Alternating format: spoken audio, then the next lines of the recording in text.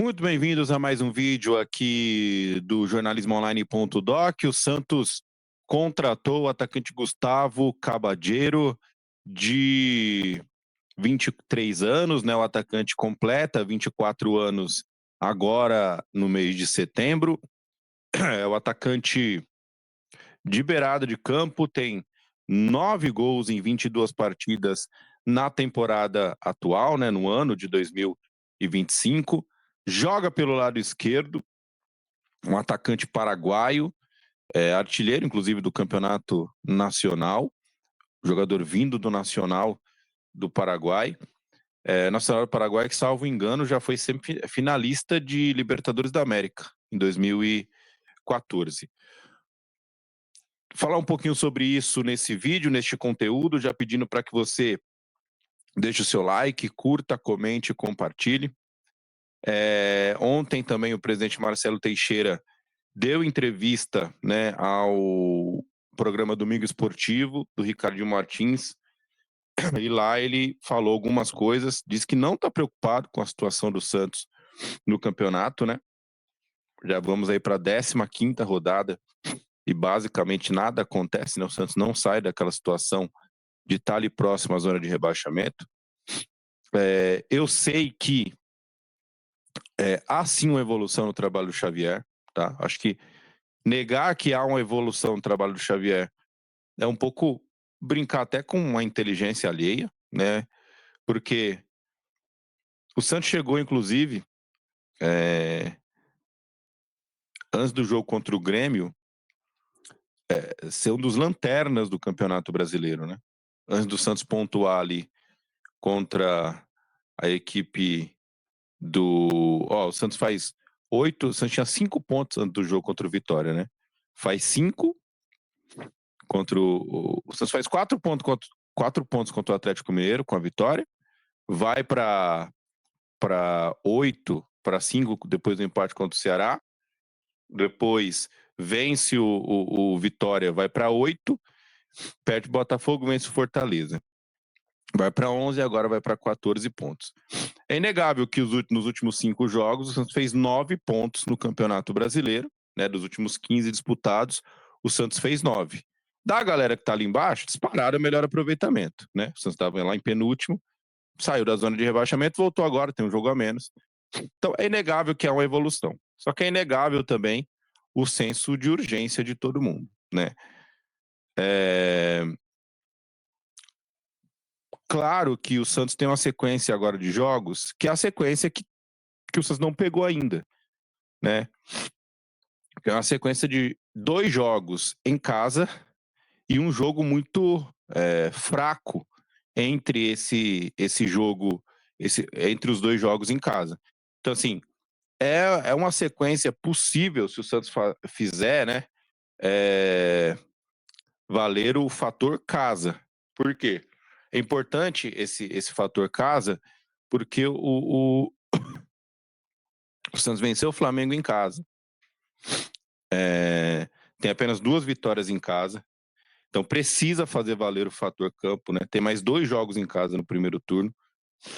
De 9 que disputou, se o Santos vencer os 2, o Santos vai ter apenas 4 vitórias em casa.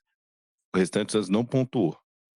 Então é necessário vencer esses 2 jogos em casa, Internacional e Juventude, e conseguir pontuar contra o Sport, contra o Cruzeiro, acho que não é o campeonato do Santos, e depois partir, né, para tentar, por que não, uma sequência melhor no segundo turno. Para isso, o clima na Vila Quarta, ele tem que ser rigorosamente igual o clima que foi contra o Flamengo, né? Fogos e bandeirinha e torcida. O clima de final tem que ser agora. Eu sei que a vitória contra a derrota contra o Mirassol, ela dá uma brochada no torcedor, né? Isso aí é meio que impossível até de discutir, né? Porque o torcedor ele tem seu direito de ficar magoado. Mas é fato também que não dá para jogar tudo pro ar. Falar, ó, não existe mais esperança, porque tá na 14ª rodada, né? O Santos tem 14 jogos, tem um jogo a menos. Então, se o Santos ganhar, inclusive, esse jogamento, o Santos vai para o 12º lugar no campeonato. Então, assim, começa, né, a semana mais decisiva, né, do Santos no campeonato. Depois tem Copa do Brasil. Tem uma semana para descansar. Começa ali a semana mais importante do Santos no campeonato, né? Começa a sequência mais importante do Santos no campeonato, que são 3 times que estão brigando com o Santos na parte de baixo da tabela, inclusive o Internacional.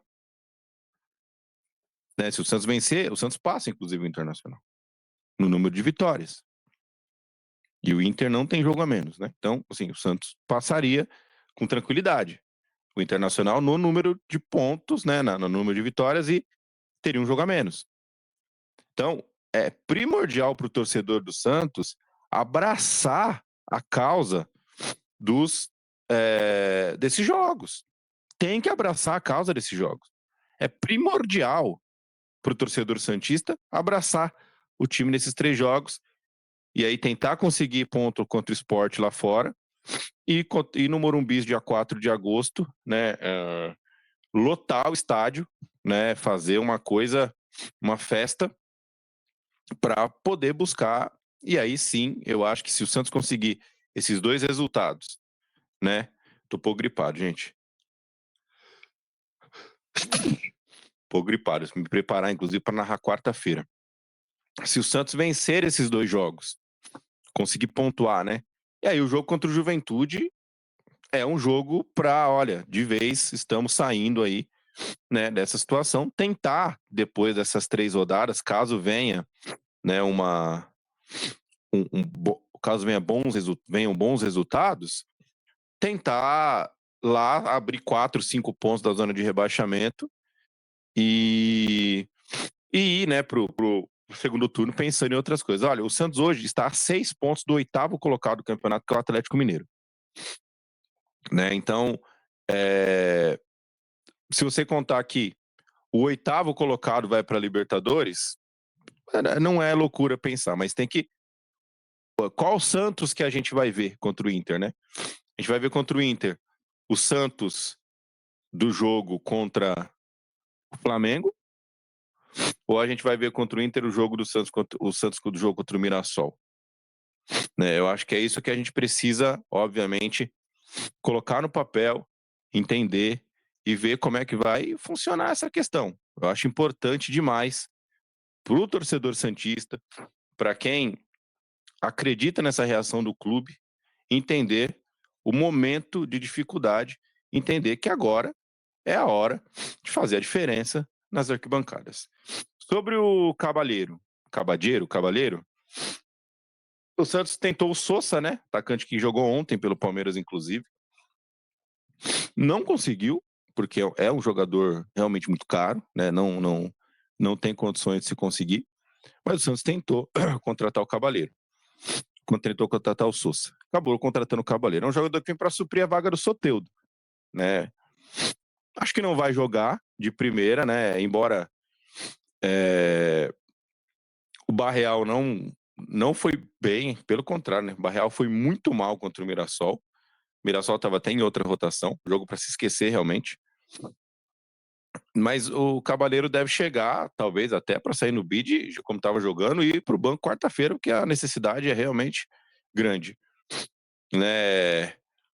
E fazer uma sombra para o Guilherme. Neste momento, eu acredito que não vai suprir tanta necessidade do Santos no comando de ataque ali. Acho que realmente o time do Santos, como foi muito mexido no jogo contra o Mirassol, eu acredito que, Xavier, é sem enrolação. Brazão, Escobar, João Basso, Luan Pérez, Souza. O Rincon não vai jogar, tomou o 3º amarelo. Colocar o Arão para jogar, o Ilharão, Zé Rafael, Rolheiser, na frente o Neymar flutuando com o Barreal e o Guilherme. É um bom time, gente. É um time para ganhar esses 3 jogos. É um time para ganhar esses 3 jogos, para pontuar, fazer 5 pontos, 8 pontos, né? Ou 5 pontos, ou 7, ou 6 pontos, ou 9, né? E dar essa distanciada necessária que o Santos precisa para aí sim pensar num segundo turno com um pouco mais de tranquilidade. Tá bom? Já vai deixando o dedo no like aí, curta, comente, compartilhe.